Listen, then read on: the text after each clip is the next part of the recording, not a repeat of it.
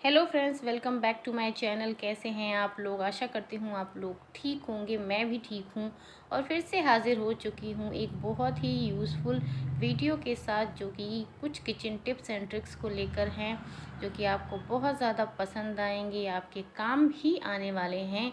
तो चलिए देरी नहीं करते हैं और वीडियो को शुरू कर लेते हैं। और आज की टिप्स क्या क्या है उसे देख लेते हैं। मेरी जो पहली टिप है ना, हमारी जो कुकर का लिड होता है उसमें जो रबड़ लगती है उससे रिलेटेड है। कभी कभार क्या होता है, कुकर में जो रबड़ लगता है ना वो ढीली हो जाती है, जिससे कि बहुत अच्छे से प्रेशर नहीं बनता है। ये रबड़ ढीली होने की वजह से वो बार बार निकल जाती है, तो उतने अच्छे से प्रेशर नहीं बन पाता है। और उस कुकर के रबड़ को हमें किस तरीके से टाइट कर सकते हैं घर पे, अगर हम तुरंत ही उसको नहीं खरीद कर ला सकते हैं तो हम किस तरीके से उसे बस चुटकियों में टाइट कर सकते हैं। तो इसके लिए एक प्लेट मैंने ले ली है। उस प्लेट में मैंने रबड़ को निकाल कर रख दिया है। बस ध्यान ये रखना है कि कुकर का जो रबड़ है उसे हमें हल्का सा गीला कर लेना है, मतलब भिगो लेना है, और सूखा आटा ले लेना है।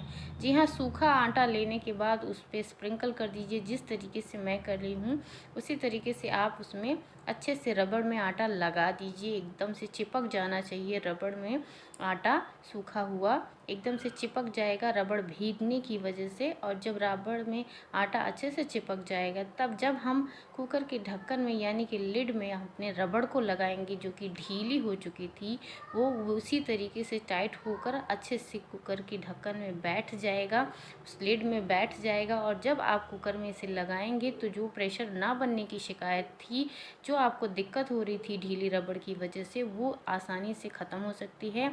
और जब भी आप कुकर में ढक्कन लगाएंगे तो अच्छे से प्रेशर बनेगा, क्योंकि अब हमारा जो रबड़ है ना वो बहुत अच्छे से टाइट हो चुका है।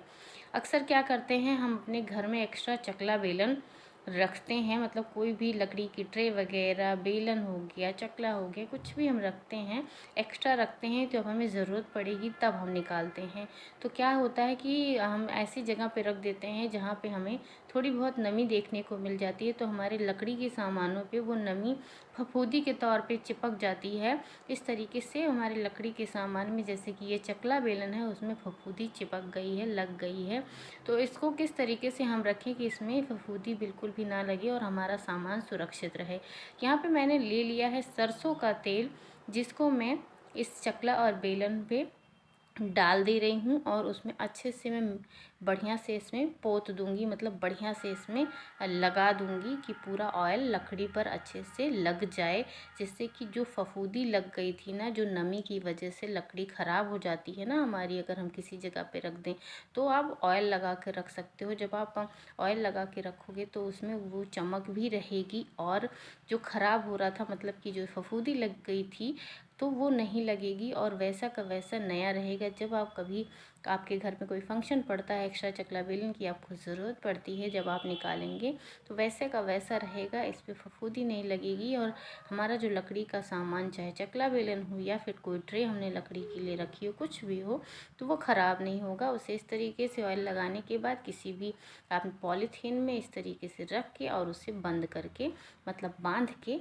उस जगह पे रख दीजिए जहाँ भी आप इसे रखना चाहते हो। और जब ज़रूरत पड़ेगी तब आप इसे निकालिएगा। ये बिल्कुल भी इसमें फफूंदी नहीं लगने वाली है और वैसा ही चमकता रहेगा।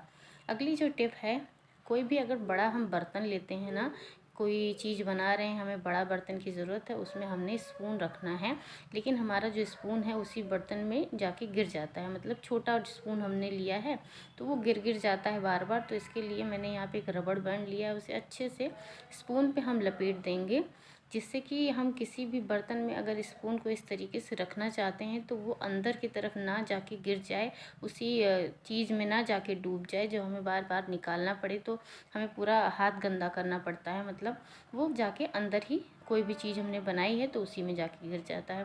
इस तरीके से रबड़ बैंड अगर लपेट के हम रखेंगे तो वो किनारे पे टिका हुआ रहेगा और अंदर जाके नहीं गिरेगा।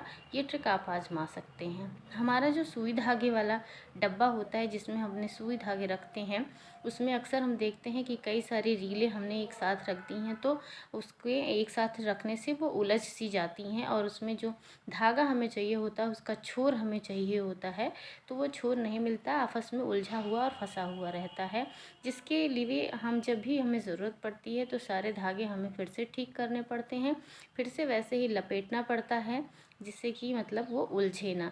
तो इससे बचने का एक तरीका मैं आज आपके साथ शेयर कर रही हूँ कि अगर आपके धागे का पिछोर आपको आसानी से नहीं मिलता हो या फिर आपस में उलझ जाता हो, तो इसके लिए आप धागा ले लीजिए, मतलब रील ले लीजिए, और उस रील को बीच में से कोई भी चाकू लेके आप, जहाँ से मैं दिखा रही हूँ आपको वीडियो में, वहाँ थोड़ा सा आप कट कर दीजिए और रील का जो छोर वाला हिस्सा है, स्टार्टिंग का जो हिस्सा है, उसको इस तरीके से फंसा दीजिए जहाँ पे हमने कट किया था।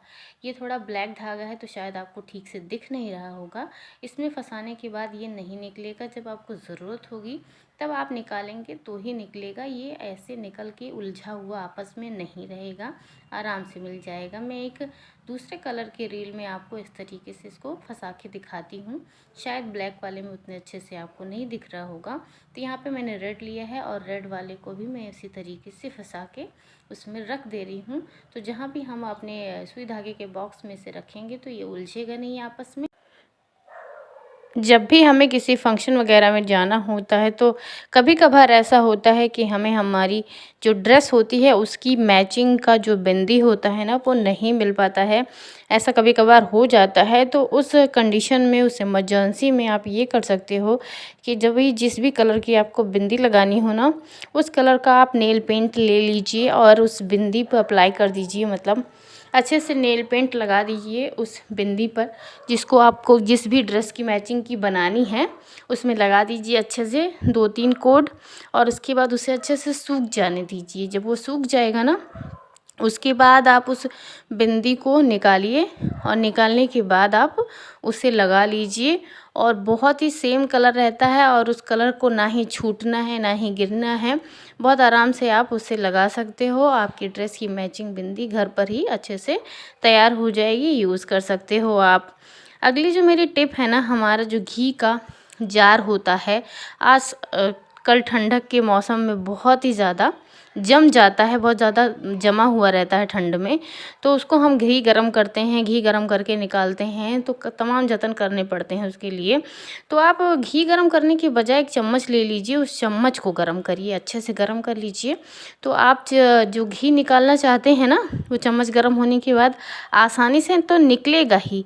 अभी एक जादू और मैं आपको दिखाऊंगी कि घी जो है आसानी से निकलने के अलावा, जितना भी हमें घी की ज़रूरत है, चम्मच भर के हमने अगर निकाल लिया आसानी से घी, चम्मच गर्म होने की वजह से अच्छे से निकल जाएगा, और उतना घी जो हमने निकाला है चम्मच में ना, वो बहुत ही अच्छे से पिघल भी जाएगा।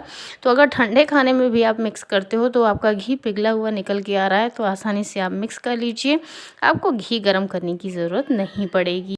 ग्लिसरीन के बहुत सारे फ़ायदे होते हैं, हम अपने मेकअप में भी इसको यूज़ करते हैं, और बहुत सारे मॉइस्चराइज़र में भी ये ग्लिसरीन हमें मिलता है। तो इसका जो हम घर पे एक छोटी सी शीशी मंगा के आप रख लीजिए, और अगर आपकी एड़ियाँ भी फटती हैं और आपको जो थोड़ा सूखा सूखा एड़ियों में महसूस होने लगता है, तो क्या कर सकते हो आप, ग्लिसरीन अपनी फटी हुई एड़ियों पे यूज़ कर सकते हो, इस्तेमाल कर सकते हो, और काफ़ी अच्छा रिजल्ट आपको इससे मिलेगा। तो आपको 3-4 ड्रॉप अच्छे से थोड़ा थोड़ा लेके हाथों में आपको अप्लाई करना है। हम जैसी जो महिलाएं होती हैं जो शादीशुदा होती हैं, उनको जो बालता वगैरह लगाना पड़ता है ना, तो हमारी एड़ियों पे उससे भी बहुत ज़्यादा इफेक्ट पड़ता है और उसमें दरारें आ जाती हैं। तो इस तरीके से हमें ग्लिसरीन लगाना है, इसमें कुछ भी मिक्स नहीं करना है। आप एक मॉइस्चराइज़र के तौर पर अगर लगा रहे हो तो आप थोड़ा सा गुलाब जल और थोड़ा सा ग्लिसरीन मिला के अपने हाथ पैर में भी लगा सकते हो, लेकिन आपको अगर फटी एड़ियों पे लगाना है तो सिर्फ ग्लिसरीन लगाइए, उसमें कुछ भी मिक्स मत कीजिए। अच्छे से आपको इसको लगाने के बाद आपको पैरों में डायरेक्ट क्या करना है, सॉक्स नहीं पहनना है।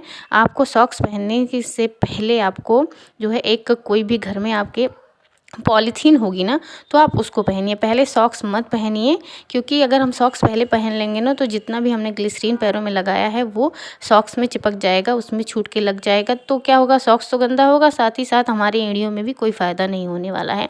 तो जब हम पॉलीथीन पहन लेंगे तो फिर पॉलीथीन की वजह से सॉक्स में ग्लिसरीन लगेगा नहीं, तो हमारी एड़ियाँ सूखेंगी नहीं और काफ़ी लंबे टाइम तक भी लगे रहेंगी।